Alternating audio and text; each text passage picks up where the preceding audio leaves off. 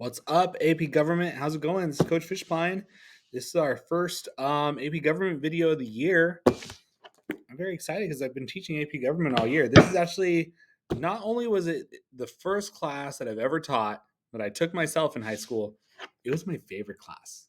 It was my favorite class I took in high school. So I've had a lot of fun teaching this class so far this year. It's been really awesome getting to get back to my roots. I was a poli-sci major at my alma mater, San Diego State. Go Aztecs! Final Four this weekend. So let's go ahead and get into it. Okay, let's go ahead and get into it. So, in fact, some of my favorite classes that I took when I was a student in San Diego State, it was actually one class that was split into two different sections. So you took one semester and another the other semester, and it was Poli-Sci 301, 301A and 301B, and they were political theory classes. And even though this stuff like kind of isn't on the AP test, I think it's important for you to understand if you're going to have a solid foundation for how our government system works, really how any government system works. And the story for me really begins with this guy on the left, Thomas Hobbes. Okay. Now, Thomas Hobbes lived way back in like the 16th century during a tumultuous event called the English Civil War. And during the English Civil War, there was a lot of turmoil going on, obviously, right? And he noticed all this and he wrote about all this and he postulated this theory called the state of nature. All right. And within the state of nature, essentially what happens is that whatever you can get your hands on, you can own it. But that's true of everybody else. Okay. So it essentially creates a situation where the biggest, baddest guy around, he can have everything, and everybody else can't have anything because they can't beat him. And according to Hobbes, that creates a situation where life is very nasty, brutish, and short. And in order to escape this situation, it is up to men to come together and create what he calls a leviathan. Now, leviathan literally is it's like a biblical crocodile, right? But for Hobbes, it was a way for people to come together and give up their rights to a king so the king could take those rights and protect everybody else. You can see that imagery here in the cover of his book called Leviathan. Okay. So his theory was built upon by a guy named John Locke, who's over here on the left. And he wrote two treatises on government. And his big idea was that, maybe a king isn't the best idea because a king isn't really going to limit themselves. And it is really important for us to have a government that's going to have limits, that's not going to do too much and essentially invade the rights of people. Our government, if it's going to work, has to have limits to it. Okay. And that idea of limited government gets broken down even further into these four main ideas that I want to make sure that you know. All right. The first one there is called natural rights. And that's a big one that Locke actually wrote about a lot in his books. Natural rights are rights that are natural to all people, right? Life, liberty, the pursuit of happiness, the ability to move freely. Those are things that should be allowed to everybody, right? Our government shouldn't be able to impose on our natural rights. Okay. Another one is called popular sovereignty. The people are the sovereign. Okay. In a monarchy, the king or the queen is the sovereign. Okay. They're the one in charge. They're the one wielding all the power. But in a democracy, the people are the ones in charge. Okay. Now, in a country as big as ours, there's like 325 million people or something within the United States. It's hard for all the people to weigh in on every single issue. It's impractical. So what we need to do instead is we have what's called a Republican form of government where we're voting for representatives. You see that root REP in there. We're not going to go to every single person and have them weigh in on every single issue. We're going to choose our representatives and they're going to be able to go back and forth and do that for us. Okay. And then the last one is a social contract. All right. We're essentially making a deal, right? That's why you see hands shaking right there. We're making a deal with each other to cumulatively give up some of our rights in return for protection. Okay. Within my class, we always come back to this idea of what is government for? What is the purpose of government? And one thing we always talk about is that government is for protection and the social contract enables that protection. Okay. So let's jump into American history. Just a little bit of American history. I know you took U.S. history last year probably, but we got to do a little bit so we understand where our government's coming from. Okay. The Declaration of Independence signed on July 4th, 1776. Jefferson, Adams, Franklin, they weigh in on this. What I want to make sure you know, though, is that the Declaration of Independence is not a form of government, right? It does not lay out the rules for what's okay, what's not okay, who's going to be elected, who's allowed to vote, what's the terms of their power, when are they out of office, when can they run for re-election. The Declaration does none of that, right? It's just a declaration saying we are breaking off from Great Britain, we're out of here. We don't like you, King George. No taxation without representation. We're throwing your tea in the harbor. We are done. Okay. So that's the Declaration of Independence. All right. Then what comes next? Then we have a government, right? Well, hold on. First of all, we got to decide what type of government we're going to have. Okay. And we got to decide how many people are going to be involved in this government. Okay. Do we want more citizens participating in what would be called a participatory democracy, where you have a lot of hands in there, you have a lot of people weighing in on issues?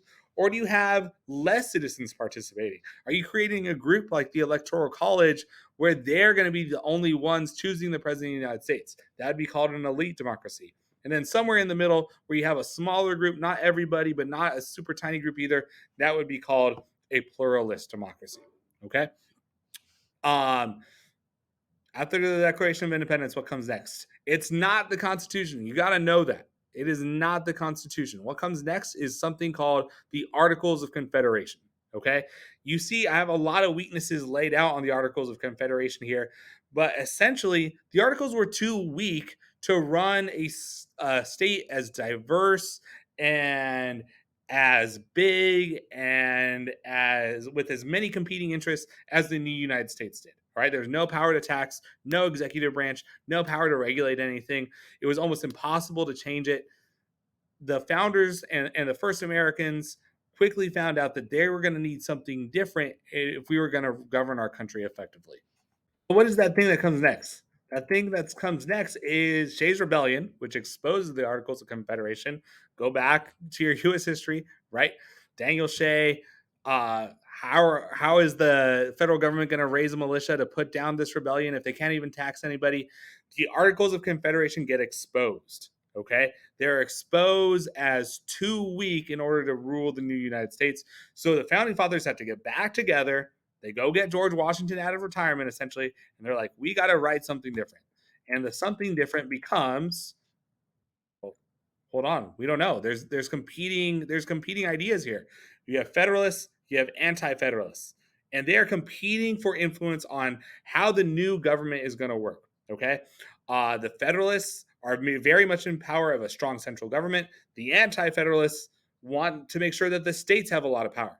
Those ideas are kind of irreconcilable. Okay, so you get both factions, both parties essentially competing for influence through writing. Okay, and the first document that we're going to talk about is Federalist Number 10. Now, really quick, this is not a substitute for reading Federalist Number 10. It's not long. You should totally read it. You should totally read all the documents that the course wants you to read. I'm just going to go over it super, super quickly. Okay. Federalist Number 10 gets written by one of the preeminent Federalists, James Madison, right? Future president of the United States. And he gets really concerned with this idea of, if we have a government of the people, we're opening the door for people to work together in what are called factions, or the term we'd use today is political parties. Okay. And he has this really good quote, which I have here on the screen. Liberty is to faction what air is to fire, an ailment without which it instantly expires. But it could not be less folly to abolish liberty, which is essential to political life, because it nourishes faction, than it would be to wish the annihilation of air, which is essential to animal life, because it imparts to fire its destructive agency. Look, we're not going to get rid of factions. We're not going to get rid of air. Air allows us to breathe. Yes, it also allows fire to breathe, but we need it, right? We need liberty. So our new government is going to have to put up with the idea that there might be factions. Now, the Anti-Federalists, they're like that student that wouldn't put their name on their paper, right? We don't really know who wrote Brutus Number 1, so I'm just going to refer to him as Brutus, okay? But for the Anti-Federalists, they were really concerned that a strong central government led by representatives would create a situation where the people wouldn't have access to the representatives. And he writes about it here. The territory of the United States is of vast extent. It now contains near 3 millions of souls and is capable of containing much more than 10 times that number. Is it practicable for a country so large and so numerous as they will soon become to elect a representation that will speak their sentiments without their becoming so numerous as to be incapable of transacting public business? It certainly is not. We need states that are going to be strong enough because they're small enough so the people can access the representatives that way. A strong central government's not going to be able to do that. And that was the opinion of Brutus here in Brutus number 1. Okay. Now, very long story short, right? Go back to American history, but we get the Constitution of the United States, all right? And I had the dates down here for a reason, right? Everyone knows July 4th, 1776. And you'll see these dates that are critical to the Constitution, they're way after that, right? You had like this teenage era of the United States where there's a lot of turmoil because the Articles of Confederation are so weak and incapable of governing the new country, okay? But eventually we do get the Constitution into effect on March 4th, 1789. And the beauty of the Constitution lies in these two ideas that I need to make sure you know. All right. And those two ideas are separation of powers and checks and balances. So, one of the main ways in which the framers decide to separate power is by creating three branches of government. And they're going to put some power essentially in each branch and also create a system in which each branch has the responsibility and the ability to check the other branches and prevent any one branch from becoming too powerful. Okay. So I created this diagram for us and it's got all three branches here. Okay. The legislative branch, they're Congress, right? They work at the Capitol, and the purpose of that branch is here in italics, right under the title of the branch. And the purpose of the legislative branch is to make the laws. Okay, now they don't carry out the laws. That's the job of the executive branch. That's the job of the president of the United States. They're the ones executing the laws. And the judicial branch over here, they're the ones through the court system in charge of interpreting the law.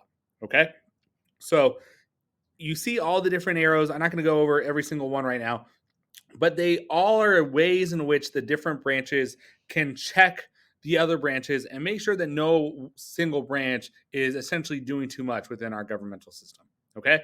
Now, but where are the people, right? Remember, we have popular sovereignty. The people are in charge. Where do they fit into this system? Okay. They're here in the middle. Okay. And essentially the way that they access the government, the way that they influence the government is mainly through elections, right? We're electing our representatives, we're electing two senators, we indirectly elect the president of the United States. We are casting our ballots and sending the people we want to send, as long as we win a majority, to Washington, D.C. to advocate on our behalf. But then you see over here the judicial branch, there's not really a way that the people are directly influencing the judicial branch. And that's by design, but we'll get to that in Unit 2. Okay. Now, in order to get the Constitution done, in order to seal the deal and make sure that that was going to be our system of government to replace the Articles of Confederation, there's four main compromises that had to happen in order for the Constitution to be ratified. Okay, the first is called the Connecticut Compromise, which essentially created the bicameral legislature. Okay, you got the Senate over here, the House of Representatives over here. One is based on population, one is based on just equal representation for every state. Okay. Small states wanted a system based on equality. Big states wanted a system based on population. They agreed to have one of each, and both bodies have to agree in order for laws to be passed. Okay. The Electoral College. Some people wanted direct election of the President of the United States. Other people wanted the states to choose. The Electoral College was a way for kind of both systems to gain power. Okay, the states would choose electors, the electors would gather, and they would choose the president of the United States. Okay, the other two have to deal with slavery. I'm sure you remember the Three-Fifths Compromise from last year in U.S. history, where essentially, well, how are we going to count all the people who are going to that's going to sum up our population number for representation in the House of Representatives? How are we going to count slaves? They decided the slave states obviously wanted to count all the slaves because there's a lot of them. The northern free states didn't want to count any of them because they thought slavery was immoral. So they compromised and said, we'll count just 60% of them. And then the final one was compromise on the importation of slaves. Obviously, slave states and free states wanted different things there. So essentially, they just decided to kick the can down the road, and they decided that we're not going to ban that until 1808. Okay. Amending the Constitution. We're going to do this fast. You got to know how the Constitution can be amended. All right. The Constitution has been amended 27 times in American history, but the first 10 were all at once. There's 3 after the Civil War. That leaves another 14. All right. Through almost 250 years of American history. It happens pretty rarely because there needs to be a lot of agreement necessary in order to amend the Constitution. The first step, you need essentially 2/3 of the country to agree. All right. And that 2/3 either comes from 2/3 vote in both houses of Congress or a national convention that's requested by 2/3 of the states. Okay. Either one of those works, right? 2 options there. And then it's going to go to step 2. In step 2, you need 3/4. 3/4 of approval from the state legislatures. These are all different state capitol buildings from around the country, or approval from 3/4 of state conventions. Okay. You could go the Congress route to the state convention route, the Congress route to the state legislature route. Any path works, right? Any arrows work, but you need both steps to be completed in order to get a new amendment. All right. Again, only 27 times in our history. I think only once in my lifetime. I'm 35 years old, so don't hold your breath that a new amendment's coming anytime soon. Okay. Let's talk a little bit about one more Federalist paper here. Okay. James Madison also wrote Federalist number 51. And we bring it up now because it's a paper that argues that we need a government that's going to be able to check itself. Okay. And he has this what I think is a very beautiful analogy where he writes, if men were angels, no government would be necessary. If angels were to govern men, neither external nor internal controls on government would be necessary. In framing a government which is to be administered by men over men, the great difficulty lies in this. You must first enable the government to control the governed, and in the next place, oblige it to control itself. Remember, these guys were mad that King George was taxing them without their input, right? These guys were mad that the king was letting their troops do whatever they wanted in the 13 colonies. They didn't want a government that could do anything. So in this paper, Madison argues that we need to create a governmental system, a constitution that has the ability to check itself, to put those limits on government so that it's not going to take advantage of the citizens. Okay? All right. Last idea is a really big idea, and that is federalism. Okay? Federalism is the sharing of power between the national government and the state governments. Okay? So in this image, you got the President of the United States, Joe Biden, and you have one of the 50 state senators, Ron DeSantis. Okay? They both the state government and the national government, they have to work together in order for our government to function. Okay? And the way they work together is that the federal government is kind of on top, right? Imagine like a totem pole, so to speak, right? The federal government's on top, the state government's on the bottom, and the system of government kind of flows through that relationship. Okay? So let's talk about 3 important clauses in the Constitution and a couple amendments that all kind of work together to create the system of federalism that we have. Okay? The first one is the Commerce Clause. The Commerce Clause grants the Congress the authority to regulate interstate business and commercial activity. Okay? Essentially, the Commerce Clause is the reason the government can get involved in so many things. Okay? It gives Congress the ability to regulate anything that has to do with the exchange of goods or the exchange of money. Okay? Congress has the authority to do that through the Commerce Clause. Right? The second powerful one is the necessary and proper or the elastic clause. This grants Congress the powers necessary to carry out its enumerated powers. Essentially, the necessary and proper clause says Congress can do whatever it needs to do in order to run the government. Right? See how that can be kind of stretched into whatever situation necessary? That's why it's called the elastic clause, right? It can stretch like elastic to fit different situations that the government encounters. Okay? It gives it a lot of leeway to do whatever is necessary to run the government. And then the last clause from the Constitution is the supremacy clause, right? This makes sure that the federal government's at the top of the totem pole, right? It declares that the Constitution and all national laws and treaties are the supreme law of the land. Nobody in Sacramento, in my state, can make a law that trumps the Constitution.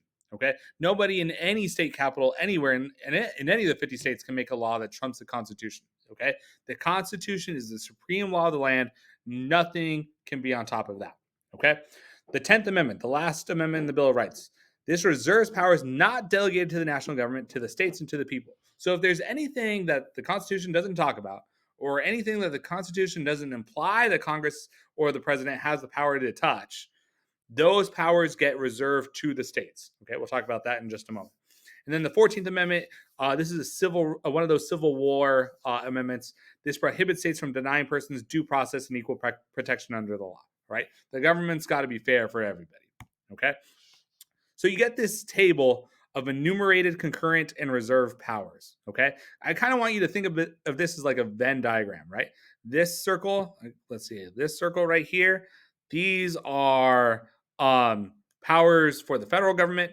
Oops. And then this circle right here, these are powers for the state governments. Okay, I know that's not a great circle, but go with me, right? You're smart. Now, you'll see in the middle that there's shared powers, right? Those are powers in the center of the Venn diagram that both the federal government and the state governments, they have together, okay? Enumerated powers, those are powers that are specifically enumerated or spelled out in the Constitution, okay? But the Constitution also implies certain things, right? We can read in between the lines and essentially conclude that the Constitution gives Congress or the president or whomever power to do whatever that thing is, right? And those would be called implied powers, okay? The shared powers are concurrent powers, right? I think I mentioned that. And then anything else is a reserve power. It's going to go to the 50 states, all right? Now, there's a couple court cases that have to do with federalism that I want to make sure that you know a little bit about. Okay, and again, I'm just going to go over them quickly. You should do a little bit more research. Hopefully, you remember from U.S. history. But the first one is McCulloch v. Maryland. Okay, this case had to do with a bank that the early United States had created that the state of Maryland essentially tried to tax. Okay, and the Supreme Court heard the case and they said, you know what, Maryland, if you're taxing the federal government, it kind of is like, you're flipping the totem pole around, right? You're putting the state on top of the federal government. And the supremacy clause says that that's not allowed, right? So the federal government is always going to be on top, right? It's this Supreme Court case that creates the precedent that this is going to be the situation the United States is under until some sort of constitutional amendment would change things, okay? Now, let's keep an eye on the year up here. That was way back in 1819, okay? And the United States operated under this system where the federal government was on top all the time, every single time, until a new Supreme Court kind of changed its mind. And one of the ways in which they changed its mind was through this new Supreme Court case called United States v. Lopez, which wasn't until 1995. Okay, it's a long story, and we're not going to get into the whole thing right now. But essentially, this is one of the primary examples of the Supreme Court saying, you know what, federal government, there are limits to your power. You can't use the Commerce Clause to just do whatever and whatever you want. The states do have some power through the 10th Amendment, and this is going to be kind of the limit of your power, right? You can't do everything, and that really empowers the states to have a lot more power over how they're treating their citizens. Okay, all right, let's talk about the money. Federalism has a lot to do with money. Okay, within modern federalism, you have what are called grants in aid. Okay, so this is money that the government collects through taxes that they redistribute to the states. Okay, they'll give the states money to do certain things, and sometimes those certain things come with what we would call incentives. Okay, you have this black and white image up here of Ronald Reagan, the president when I was born, signing the National Drinking Age Act. Okay, this essentially said that all the states have to have the age of 21 be their minimum drinking age, or the states are going to lose money on their federal highway programs. Okay, every state, of course, wants the money, right? Why would they want to pay for something that the federal government's willing to pay for? So every state that hadn't done so already raised the minimum drinking age to 21 years old. Okay, that's a way in which the president and the executive branch will incentivize states to do certain things through their grants and aids programs. Okay, revenue sharing was another thing in federalism, where essentially the federal government would share some of that tax revenue with state and local governments, but it was ended in 1986 by President Reagan. And another one I want you to know is unfunded mandates. Okay, sometimes the government will say to the states, "Hey, you better do this thing, and we're not even going to give you any money to do that," right? And the example I have over here is George H.W. Bush signing the Americans with Disabilities Act. Okay, and the case there was that the federal government was telling all the states, you better make sure that your federal buildings, that your government buildings are accessible for people with disabilities. All right, you better have a wheelchair ramp, you better have an elevator. It's unfair for you to create buildings that are not accessible to people who are not as able-bodied as others. Okay. Um, all right, last two, categorical grants and block grants. Okay, they're kind of the opposite of each other. Categorical grants, it's money that's for a specific purpose. Okay. And an example of that is SNAP, or Supplemental Nutrition Assistance Program. You might know this as food stamps. Okay. The government has money set aside to help people who can't afford food. Okay. Now, that money goes from the federal government to the states through a categorical grant, and the states have to create a program in which they are getting that money to the people who need it. And in my state, in California, they create this organization called CalFresh that handles all of that. Okay, but the money has to stay in that lane of this money is for people who need it to buy food. Okay, block grants, on the other hand, there's like no strings attached. Okay, there's a lot more leeway for states to do whatever they need to do in order to get that money to the people who need it. Right. An example of that is Temporary Assistance for Needy Families, or TANF. Okay, that money comes from a bureaucracy, the Department of Health and Human Services. That's a federal bureaucracy, and they'll just give it to the states, and the states can come up with a system to get it to whoever they want to distribute that money to. Right? The states will create the laws, the states will create the regulations. Here in California, we have a system called CalWorks that does all that through the California Department of Social Services. All right. Let's start to wrap it up here. Through a lot of American history, we had what was called dual federalism, okay? Where you had the states doing one thing, you had the federal government doing another thing, and there was rarely any overlap between them, right? In a lot of AP government classes, that gets called a layer cake federalism, right? You see your red stripe, your white stripe, your blue rectangle up there. There's kind of no intermixing between the state and federal governments here, okay? Now, over time, there's been a lot more intermixing, and that gets called cooperative or marble cake federalism, right? See how the red and the blue, there's a lot more, all of that going on everywhere. That's cooperative federalism, right? There's a lot more blurring of the lines between what the federal government's doing and what the state government's doing. Sometimes that's sufficient, sometimes that's not, but it's essentially the system that we've got now. Okay, that's it. Unit 1 down. Check. Unit 2 is going to be coming soon. Do some studying before your exam. Thank you so much for watching, and we'll catch you guys in the next one. Bye. See you later.